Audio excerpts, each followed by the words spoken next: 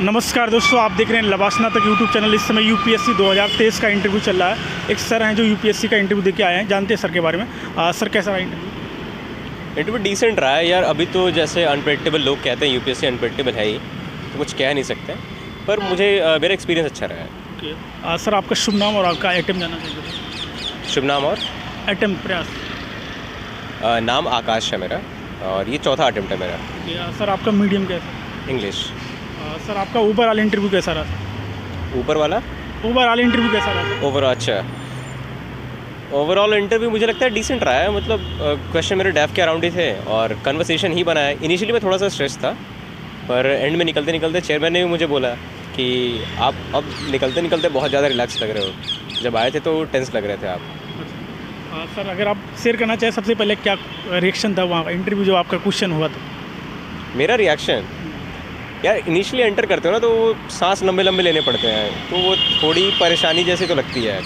तो पहले चेयरमैन से स्टार्ट हुआ और फर्स्ट मेंबर मैं थोड़ा स्ट्रेस था। सेकंड, थर्ड, फोर्थ और फिफ्थ मेंबर के साथ मैं बहुत ज़्यादा कंफर्टेबल था। हम लोग नॉर्मल डिस्कशन कर रहे थे, बोले ऐसे लग रहा था कि बातें कर रहे हैं हम लोग कुछ। सर प्रीलिम्स की आपने कैसे प्रिपरेशन करी थी और किसी को कैसे करना चाहिए? टाइम इन्वेस्ट करो, रिसोर्स लिमिटेड रखो, और टेस्ट सीरीज देते रहो, और कॉन्स्टेंट इवैल्यूएशन करते रहो ताकि इंप्रूवमेंट उस पर होता रहे। सर सीसेट काफ़ी चैलेंजिंग हो रहा है सर, उसके लिए कैसे प्रिपेयर करें?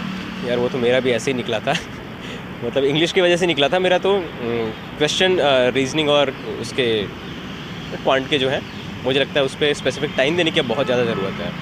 ये कि क्योंकि मैंने इंजीनियरिंग करा है या मैंने कोई कोचिंग ली हुई है बस, तो इसलिए हो जाएगा, वो अब बात रह नहीं की है।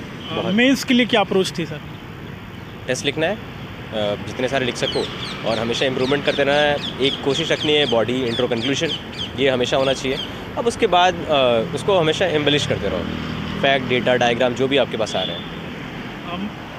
जो मेन इंटरव्यू है आपका यहाँ यूपीएससी भवन में और जो मॉक इंटरव्यू, उसमें डिफरेंसेस क्या है सर? और आपने मॉक दिया था या नहीं? मैंने बहुत सारे मॉक दिए हैं, और मेन डिफरेंस जो मुझे लगा है, देखो मतलब एक स्पेसिफिक कोचिंग है संकल्प का, वो मुझे लगा बेस्ट, क्लोजेस्ट था यूपीएससी के इंटरव्यू के, क्योंकि नॉर्मल कन्वर्सेशन फ्लो कर रहा था वो। एक्सेप्ट फॉर दैट, मतलब उसको छोड़ के मुझे लगता है कि वो इतने सारे कैमरा लगा के रखते हैं वहाँ पे, वो थोड़ा सा मुश्किल हो जाता है। एक तो डिस्कशन कर पा रहा है, और दूसरा कि वो सवाल जो पूछते हैं बहुत ऐसा लगता है कि कुछ यूनिक सवाल पूछने की कोशिश कर रहे हैं लोग, तो वो थोड़ा सा मुश्किल हो जाए। मतलब वैसा एक्सपीरियंस यहाँ नहीं होगा।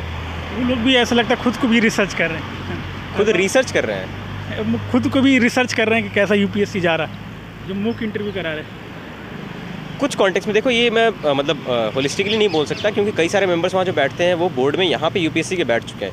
वहाँ पे कई सारी चीज़ें होती है, कोचिंग का अपना कंसिडरेशन होता है, वो पैसा लगा रही है लोगों पे, तो वो कुछ एक्सपेक्ट करेगी लोगों से। मुझे पता नहीं क्या होता है, मैं गेस कर रहा हूँ। सर आप क्या पहले भी कोई जॉब में है या? नहीं, ये मैं बस सिविल सर्विस के लिए लगा हुआ ग्रेजुएशन के बाद। सर आपका यूपीएससी भवन पे जो इंटरव्यू आप दे रहे हैं, पहला या फिर इसके पहले भी दे चुके? ये मेरा दूसरा इंटरव्यू है। पहला इंटरव्यू मैंने 21 में दिया था। और दूसरे इंटरव्यू में और इस इंटरव्यू में क्या आपको नया लर्निंग मिली सर? पहले इंटरव्यू से मुझे बहुत सारी लर्निंग मिली है। इस बार मुझे लगा है कि मैंने एग्जीक्यूट किया है। पहला इंटरव्यू जो था मैं बहुत ज़्यादा स्ट्रेस था, कंटेंट वगैरह ठीक था, पर पर्सनालिटी वाइज मैं खुद को ही ज़्यादा नंबर नहीं दूंगा उस समय जो था। सर आपने सर कोचिंग की है या नहीं की है सर? मैंने लिया था। मैंने कोचिंग किया था जनरल स्टडीज़ के लिए। सर आपका ऑप्शनल सब्जेक्ट क्या है? Political science, PSIR। सर आपने इसके लिए भी कोचिंग ली या सेल्फ से? ये सेल्फ था। सर काफ़ी लोग जो हमारे व्यूवर्स हैं वो कैसे तैयारी करें, उनके लिए आप थोड़ा सा अगर कुछ बताना चाहें, लास्ट मैसेज को देना चाहें? टाइम इन्वेस्ट करो, रिसोर्सेस लिमिटेड रखो, टेस्ट लिखो, कॉन्स्टेंट इवैल्यूएशन, और प्रीलिम्स के लिए अपग्रेडेशन हमेशा, कि अगली बार नंबर ज़्यादा है, अगली बार नंबर ज़्यादा है। मेंस के लिए एम्बलिशमेंट, कि फैक्ट, डेटा, फिगर्स, डायग्राम्स, उससे बेसिक स्ट्रक्चर हमेशा कांस्टेंट होना चाहिए, कि बॉडी इंट्रो बॉडी कंक्लूजन जो है वो कांस्टेंट होना चाहिए। क्या नहीं करना चाहिए अगर आप कुछ बताना चाहें? बस बैठे बैठे होप नहीं करना चाहिए, टाइम इन्वेस्ट करना चाहिए। Okay sir, best of luck. मुझे उम्मीद है कि सर आपका सिलेक्शन इस बार होगा। बहुत बहुत धन्यवाद, बहुत बहुत धन्यवाद। Thank you.